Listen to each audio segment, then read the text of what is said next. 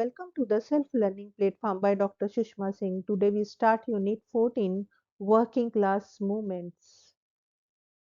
And our topic is the movement in the post-independence period. The post-independence period also saw the formation of Bharatiya Mazdoor Sangh BMS in 1955, affiliated to Jan Sangh, which was formed in 1952. In 1970, following the split in the Communist Party of India in 1964, the AITUC split, leading to the formation of the Center of Indian Trade Unions CITU, which was affiliated to the newly formed Communist Party of India Marxist or the CPM. Thus, we find that the trade union movement, which began with a central organization, the AITUC, in 1920, has become divided into five major central organizations by 1970s. In the post-independence period, the state became the sole arbitrator in the relationship between the industry and the working class. During this period, the main concern of government was to achieve growth, industrial peace, and proper management of the conflict between workers and the management. In order to achieve these goals, the state passed laws under the Industrial Dispute Act 1947 and introduced the Labor Relations Bill and Trade Union Bills in 1949. The economic recession in the late 1960s caused economic hardships for the workers in the Bombay. It was reflected in the growing unemployment and financial burden of the workers. Inability of the traditional trade unions to solve problems of the working class provided a fertile ground for the birth and growth of Shiv Sena. Shiv Sena founded a trade union, the Bharatiya Kamgar Sena. It emerged as an alternative to the traditional trade unions. But Bharatiya Kamgar Sena divided the working class on the ethnic ground. It said that the problems of the working class were caused by the large number of workers who had come from other regions of the country, especially South India. The Shiv Sena argued that if the outsiders left Bombay, the workers who are native of the Maharashtra can get employment and lead better life. In the due course of time, the Shiv Sena directed its attack against the communists. Shiv Sena's movement divided the working class on ethnic basis and it gave blow to the unity of the working class in Bombay. This division, once created, continued in the later period. Some argue that the Shiv Sena worked on behalf of the industrialists to divide the working class. However, the Bharatiya Kamgar Sena also could not satisfy the workers. It not only generated a feeling of insecurity among the non Maharashtrian workers but also divided them on the ethnic and communal lines.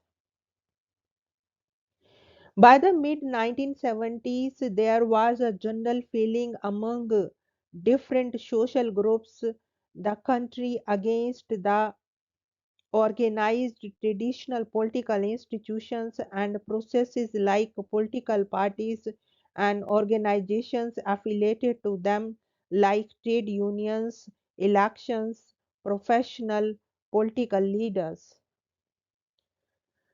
This created resentment against such notion of politics. Any alternative to such politics or anything political which could be available to the people attracted their support to the considerable extent. During the 1970s, 1980s, such alternatives emerged in the form of independent leaders unaffiliated to any traditional political party, any party, a political or organizations.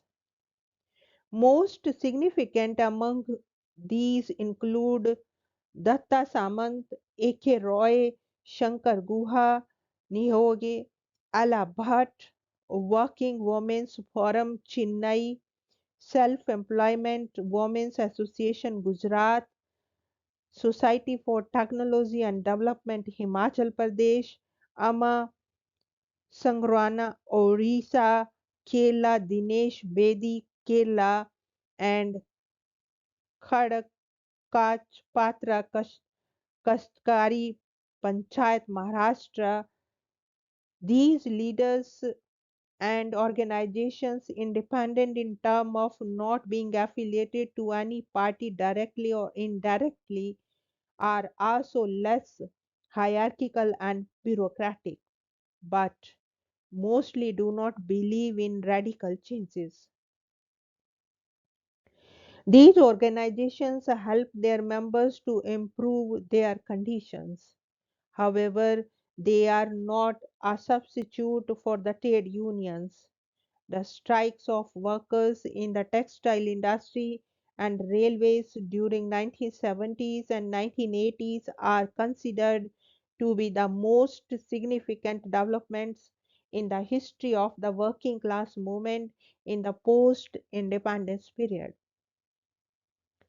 In 1980 to 83, the textile workers of Bombay were mobilized into strike, which was considered to have few parallels in the working class movement in the country. Dissatisfied with the traditional leadership and the trade unions, the textile workers of the Bombay responded to the call of a few leaders and organizations.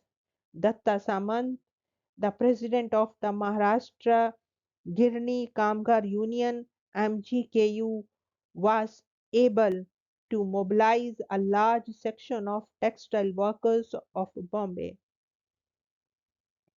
His focus of mobilization was mainly the economic issues. Salim Lakra observes that his emphasis on economic issues opened him to the accusation of economism and neglect of the class based political issues. Datta Samant posed a challenge to the leadership of other trade unions, especially the Shiv Sena affiliate, the Bharatiya Kamgar Sena, and the Rashtriya Mil Mazdoor Sangh (RMMS), affiliated to the Indian National Trade Union Congress (INTUC). Though the strike did not achieve its goals, it did not damage the status of Datta Samant amongst the workers.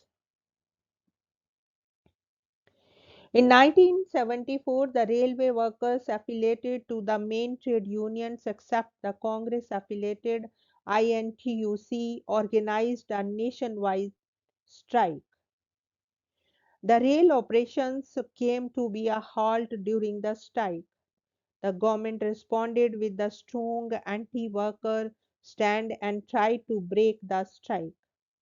Unable to sustain the strike in the face government's recalcitrant attitude, the workers could not continue the strike.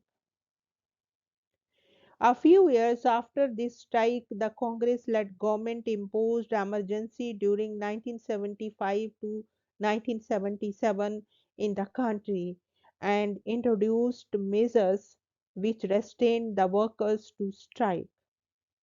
In fact, as E. A. Ramasamy observes, the government has largely favored the management in the negotiations between the management and the striking workers.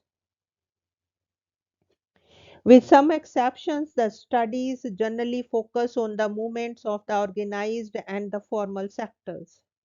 While the political parties, especially those belonging to the left, have organized the agricultural laborers, Sometimes the agricultural laborers have launched agitations without the leadership of trade unions on issues relating to the wages, the non-economic coercion on them, decrease in the time of working. For example, harvesters belonging to the low caste went on strike in the early 1980s in the village of western UP. They demanded increase in the wages and number of rotis served to them in the breakfast, increase in the sheaves for harvesting the wheat. In the agitation, the harvesters showed a remarkable unity. The strike was observed at the peak season of harvesting in April for 4 days. The sanctions imposed by the Jat landowning classes on the agitating harvesters did not deter them. Ultimately, the strike resulted in some success. The wages, the size of shapes, and number of rotis were increased. There are number of examples of such protest by the agricultural laborers launched at their initiative. In several instances, the protest also assumes the form of what James Scott calls everyday forms of resistance. Jan Berman, in his Footloose Labor, working in the India's informal economic, discusses the collective action of the seasonal migrant workers which took place around 1983 in the brick works near Vadodara in Gujarat. At the initiative of local social activists, a trade union was set up there. However, their agitation did not meet any success. The working class movement in India is constrained by several factors. H.I. Randolph and S.H. Randolph argue that the organized working class forms a very small section of working population in India. Therefore, there is no class politics in the country. Instead, Indian politics is a centrist politics. Such statement overlooks the presence of a large number of trade unions and their mobilization of working class from time to time. No doubt the rise of identity politics based on caste, language, religion, tribe, reason, etc., especially from the last 2 decades of the 20th century, posed serious challenges to unite the working class on their issues. The encouragement to the market with the decline role of the state as part of the globalization agenda has further relegated the issues of working classes to the background. Now, the summary of the unit. The modern working class movement in India is a result of the introduction of capitalist economy by the colonial government. The plantations, railways, cotton and jute mills, coal mining, and various other industries made their appearance in colonial India. Initially, most of the capital was British, while the certain industries such as cotton, textile, and iron and steel were Indian owned. Lakhs of workers were recruited for running these concerns. The abysmal working and living conditions in the early decades gave rise to protest and ultimately led to movement among the workers. The trade unions, which emerged in later on, provided organized expression to these early protests and movements.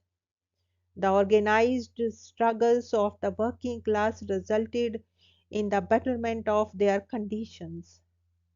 There were, however, many problems with these unions as they did not and could not cover the majority of workers.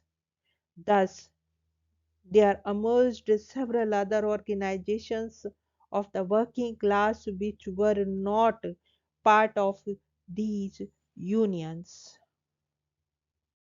Here we want to wind up this lecture and we have come to the end of the unit. Thank you so much for your attention.